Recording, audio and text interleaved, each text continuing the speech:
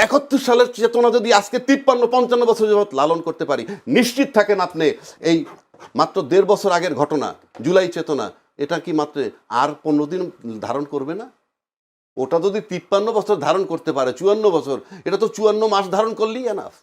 আপনি যদি সম্পূর্ণ রাষ্ট্র বিরোধী একটা লোকেরও বলেন যে ভাই তুমি মুক্তিযুদ্ধের ইতিহাসটা লেখো বাংলাদেশের, তার কি ক্ষমতা আছে 71-কে বাদ দেওয়া? এটা কোন ধরনের ন্যারেটিভ যে আমরা মুক্তিযুদ্ধ থেকে বাদ দিয়ে দিচ্ছি? তার ধারাবাহিকতায় 24-এর আন্দোলন হয়েছে। যদি মাহবুব আজিজ ভাইয়ের কথায় যদি বলি, এভাবে 5 আগস্টের পর ইতিহাস বিকৃত হচ্ছে, অন্ধকারে নিমজ্জিত করার একটা চেষ্টা চালানো হচ্ছে। যদিও মির্জা ফখরুল আজকেও বলেছেন যে জামায়াত ইসলামী বাংলাদেশকে সামনে এগোতে দিতে চায় না, তারা দেশটাকে আফগানিস্তান বানাতে চায়। তার মানে জামায়াতের প্রতি দোষটা যে আমার কাছে না খুব বিরক্ত লাগে বিষয়গুলো আলাপ করতে। আমি কেন এই আলাপগুলো করব? না, আপনার মানে আমরা এখানে বসছি মনে শুধু জামাত নিয়েই আলাপ করতেছি। বিএনপি নিয়ে তো অনেক কিছু বলবেন। না বলতেছি কেন মনে হয় জানেন, গত 16 বছর যে আওয়ামী লীগ ক্ষমতায় ছিল না, অফিসিয়ালি কিন্তু তার বিরোধী দল ছিল জাতীয় পার্টি, কিন্তু চলনে বলনে কহনে শুধুই ছিল বিএনপি। অর্থাৎ বিএনপির 16টা বছর আওয়ামী লীগই টিকায় রাখছে আলোচনা করে, জাতীয় পার্টি কিন্তু টিকে নাই, জাতীয় পার্টি কিন্তু বিরোধী দল। আমার কাছে আজকেও মনে হইতেছে যে আমরাই বোধহয় খালি জামাতকে টিকায় রাখতেছি, মানে এই জামাত নিয়ে আলাপ করতে। কন্যার সাথে দেখা নাই বিয়া শুক্রবার, উনি ধাপে ধাপে করবেন, এখন তো নির্বাচন হয় নাই, জীবনে এখন পর্যন্ত ক্ষমতায় আসে নাই, আসলে কি জগৎ মেনে নিবে? প্রশ্নই ওঠে না। যদি না মেনে নেয় আমরা আননেসেসারি টাইমটা নষ্ট করতেছি। কেন করতেছি বললাম কথাটা, বাংলাদেশে মুক্তিযুদ্ধের পক্ষের শক্তি হিসাবে কিন্তু সবচেয়ে বেশি সুপরিচিত আওয়ামী লীগ, এবং এইটার ধারক বাহক তারা যেভাবে ব্যবহার করছে। কিন্তু আমরা দেখছি 2001 সালে যখন নির্বাচন হইল, তখন 96 থেকে 2001 কেয়ারটেকার অধীনে নির্বাচন হচ্ছে, তখন কিন্তু একটা জোট হয়েছিল। জোটটা কি? বিএনপি আর জামাত মিলে একটা জোট, যেখানে তারা 18টা সিট পেয়েছে, মন্ত্রী হয়েছিল। এই যে বিএনপি এবং জামাত কে? স্বাধীনতার বিপক্ষ শক্তি, রাজাকার ইত্যাদি ইত্যাদি। তার সাথে যারা জোট করলো, জোট করে পরাজিত করলো কাকে? মুক্তিযুদ্ধের পক্ষের শক্তিকে। এটা কি ইতিহাস? এটা কি? আপনি মুক্তিযুদ্ধের পক্ষের শক্তিকে তাড়িয়ে দিচ্ছি আমরা, রাজাকারের সাথে জোট গঠন করে মুক্তিযুদ্ধ, এটা একটা ন্যারেটিভ বয়ান মাত্র, আর কিচ্ছু না। ক্ষমতায় যাওয়া, তাহলে মুক্তিযুদ্ধের চেতনার শক্তি যে তার বিরুদ্ধে যখন রাজাকারকে নিয়ে জোট করে, সেইটা এই দেশে আমরা ছিলাম না? কি কথা হইছে? কিছুই হয় নাই। তো দিস ইজ দ্য সিনারিও। আপনি খালি বললে তো হবে না, আপনি বরং আমরা 53 বছর যাবৎ যুদ্ধের চেতনা লালন করতেছি। মুক্তিযুদ্ধের ইতিহাস কার বাপের ক্ষমতা আছে এটা বাদ দেয়। আপনি যদি সম্পূর্ণ রাষ্ট্র বিরোধী একটা লোকেরও বলেন যে ভাই তুমি মুক্তিযুদ্ধের ইতিহাসটা লেখো বাংলাদেশের, তার কি ক্ষমতা আছে 71-কে বাদ দেওয়া? এটা কোন ধরনের ন্যারেটিভ যে আমরা মুক্তিযুদ্ধ থেকে বাদ দিয়ে দিচ্ছি? তার ধারাবাহিকতায় 24-এর আন্দোলন হয়েছে। 24-এর আন্দোলন হয়েছে। এই 24-এর আন্দোলন যেদিন হয়েছে, তখন সেদিন কি করছে? যারা ফ্যাসিজমের বিরুদ্ধে লড়াই করছে। কি ফ্যাসিজম? যারা দেশের ইন্টারনাল এক্সটার্নাল দুইটা সার্বভৌমত্ব নষ্ট করছে। এক্সটার্নাল সার্বভৌমত্ব কি? বিনা বিচারে হত্যা, আয়নাঘর, ক্রস ফায়ার, বিডিআর হত্যা, শাপলা চত্বরে হত্যা, এগুলো হলো আমার ইন্টারনাল সার্বভৌমত্ব। এক্সটার্নাল কি? 10 লাখ রোহিঙ্গা ঢুকছে, কেউ বাধা দিতে পারে নাই, দলমত নির্বিশেষে সরকারের সাথে সব দল একত্র হয় নাই, আরামসে ঢুকছে। আমার সার্বভৌমত্ব ছিল না। সেই সার্বভৌমত্ব যাতে টিকে থাকে সেই জন্য 24-এর আন্দোলন হয়েছে এবং তাকে তাড়াই দিয়েছে। এবং উনি যাওয়ার পর ভাবটা এরকম, আমার মুক্তিযুদ্ধ চলে গেছে, আমার মুক্তিযুদ্ধের ইতিহাস চলে গেছে। আমি ভাই আমার মাথায় ধরে না যে আমরা সেন্সেবল লোক কি করে বলি আমার মনে হয় যে মুক্তিযুদ্ধ চলে গেছে। এই বয়ান চলবে না ভাই, এই বয়ান চলবে না, 1 নম্বর।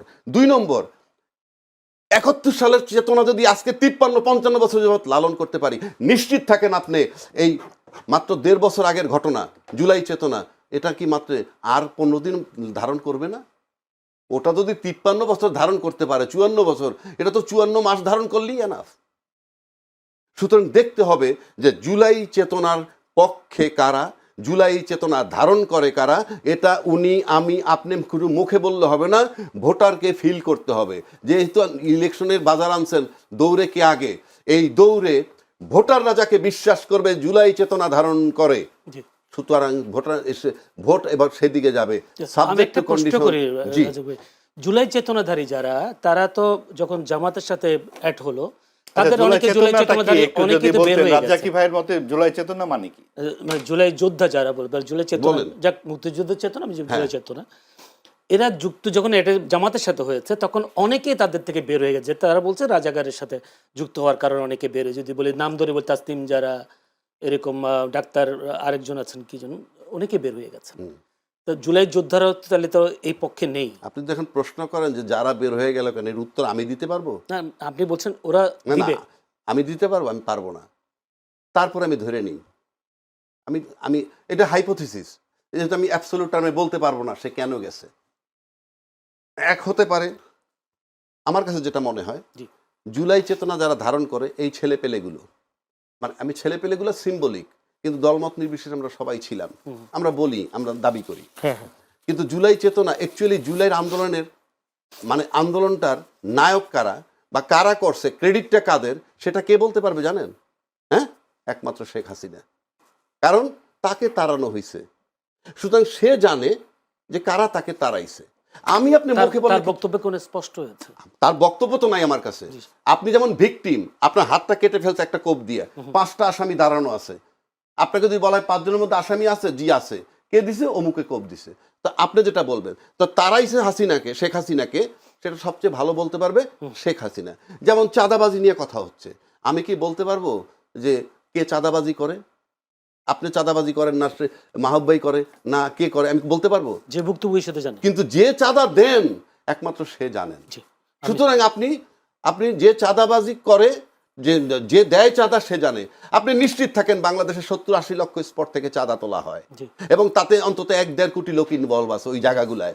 এই 1-1.5 কোটি লোকের কাছ থেকে যারা চাঁদা নেয়, হ্যাঁ, তারা ভোট দিবে না।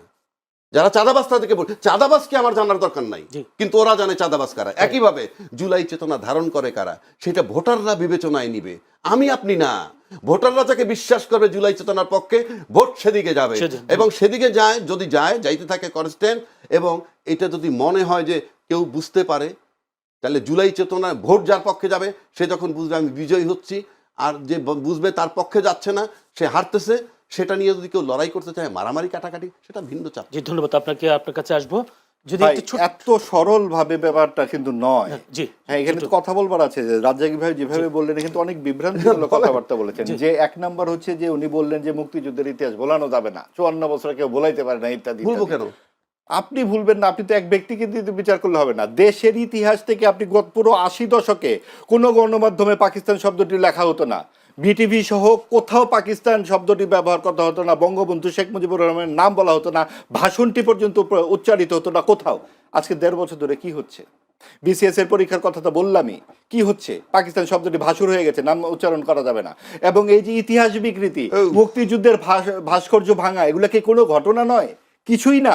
32 নম্বর আপনার চোখের সামনে ভেঙে ফেলা বললে কিছুই না, তারপরে আপনি বলবেন না কিছু হচ্ছে না, সব ঠিক আছে। এটা কি হয়? এই হচ্ছে দক্ষিণপন্থী রাজনীতি, যে আপনার এদিকে দেবালয় পড়ে যাবে, নিরহ হয়ে আপনি বাঁশি বাজাবেন যে কিছুই হয় নাই। এটা হচ্ছে ডানপন্থার সবচেয়ে বড় রকমের আগ্রাসী রূপ। যে আপনি যখন আপনি বলবেন জুলাই চেতনা, জুলাই চেতনা মানে কি? মুক্তিযুদ্ধের চেতনা মানে কি? মুক্তিযুদ্ধের চেতনা মানে হচ্ছে পাকিস্তানি যে তত্ত্ব, ধর্মের অন্ধকার থেকে দূরে সরে এসে একটা ধর্ম নিরপেক্ষ বাংলাদেশ তৈরি, এটা হলো মুক্তিযুদ্ধের চেতনা। এবং সেইটা যখন আপনি বিসর্জন দিয়ে দিচ্ছেন জুলাইয়ের নামে, সেটা হচ্ছে অন্ধকার দক্ষিণপন্থার দিকে যাত্রা। আর জুলাইয়ের চেতনা ছিল শেখ হাসিনার যে কর্তৃত্ববাদী শাসন, তার বিরুদ্ধে যে মানুষ রক্ত ঢেলে দিল, সেই মানে গণতন্ত্র এবং জবাবদিহিতার আকাঙ্ক্ষা হচ্ছে জুলাই চেতনা। তো গণতন্ত্র ও জবাবদিহিতার আকাঙ্ক্ষার জন্যই তো আমরা এই প্রশ্নগুলো করছি, এটাই তো জুলাই চেতনা। আপনি কোন ভিত্তিতে 40% যে ভোট সর্বশেষ গ্রাহ্য নির্বাচনের আওয়ামী লীগকে আপনি অনুপস্থিত ঘোষণা করে দিচ্ছেন? এটা কোন চেতনায় হচ্ছে? আপনি অন্তর্ভুক্তিমূলক নির্বাচন আওয়ামী লীগ করেনি, আওয়ামী লীগ ও সমমনরা নির্বাচন করেছে পরপর 3 বার। এবার বিএনপি আর সমমনরাই তো নির্বাচন করছে। এবং আওয়ামী লীগ ও জাতীয় পার্টি যেভাবে পুতুল বিরোধী দল বানিয়েছিল আওয়ামী লীগ, জামাত কিন্তু সেই রাস্তাও খোলা রাখার চেষ্টা করেছিল। কিন্তু যেহেতু বিএনপি অনেক বড় দল এবং তাদের আত্মবিশ্বাস এমনই যে আমাদের ভোট এত বেশি, তো জামাত যেখানে 18টি আসন পায়, আমরা কেন জামাতের সাথে সরকার করব? এরা যখন অগ্রাহ্য করেছে, তখন কিন্তু তারা এতখানি বিরোধিতা চলে গেছে। তারা যদি বিএনপি যদি জাতীয় সরকারে রাজি হতো, এতখানি বিরোধিতা হয়তো হতো না। আমরা জানি না, আমরা বিশ্লেষক হিসেবে ভাই যেমন আরেকটি বলছি, আমরা কিভাবে বলবো? বলবো, আমরা কোনো কিছুই বলতে পারি না ঠিকঠাক, কিন্তু আমরা তো বিশ্লেষণ করতে পারি, আমরা বিভিন্নভাবে জিনিসগুলো দেখতে পারি। আর রাজনীতি কিন্তু 2+2=4 নয়, 2+2 অনেক সময় অনেক ধরনের অঙ্ক হতে পারে। আজকে সামনে যা দেখছি সবই কি একেবারে সাদা চোখে দেখা যায়? আপনি যদি সিরিয়ার দিকে তাকান, Syria, Iraq, Yemen, Lebanon, Libya, Pakistan, Afghanistan, এই 7টি দেশ, তাদের ঐতিহ্য দেখুন, তাদের সংস্কৃতি দেখুন, বিভিন্ন সময়ের বিভিন্ন কার্যকলাপ দেখুন, সেগুলা এই দক্ষিণপন্থা রাজনীতির কবলে পড়বার পর কোথায় গিয়ে পরিণত হয়েছে? প্রত্যেকটা রাষ্ট্র ব্যর্থ রাষ্ট্রে পরিণত হয়েছে। আমরা যে সেই ফাঁদে পা দেব না কি করে বলতে পারি? আমি একটু প্রশ্ন করি। অবশ্যই। সে প্রশ্ন, এই ডানপন্থীর উত্থানকে যে কথা আপনারা বলছেন, এই উত্থানের জন্য দায়ীটাকে? দায়ী তো অনেক কিছু, এককভাবে তো একটা লোক এনে তো এখানে করছে না, এখানে অনেক কিছু দায়ী আছে। না, কেউ কেউ বলছে আওয়ামী বিগত লীগের দায় 17 আছে। বছরে আওয়ামী লীগের- আওয়ামী লীগের 17 বছরে তিনি কওমি জননী হয়ে বসেছিলেন, তিনি সাম্প্রদায়িকতাকে উস্কে দিয়েছিলেন, এবং তার ধারণা ছিল যে আমি যদি এই সাম্প্রদায়িক শক্তিকে আমার অনুকূলে রাখতে পারি তাহলে আমার ভোট করতে হবে না, আমার এই বিপুল সংখ্যক ভোট যদি আমার হাতে থাকে তাহলে আমি রাতের বেলা ভোট করতে পারবো, অথবা আমি নির্বাচন করতে পারবো, অথবা জাতীয় পার্টির মতো একটা পুতুল দল নিয়েই আমি দেশ চালাবো। সেটা তো তিনি অনেকদিন চালিয়েছিলেনই। কিন্তু একটি দেশে 4টি রকম শিক্ষা ব্যবস্থা, আরবি, বাংলা, ইংরেজি, ক্যাডেট কলেজ তিনি স্থাপন করে রেখেছিলেন। এতখানি সুযোগ থাকার পরেও তিনি কিন্তু চেষ্টা করেননি কিছু মৌলিক জায়গায় পরিবর্তন আনা তো সম্ভব ছিল।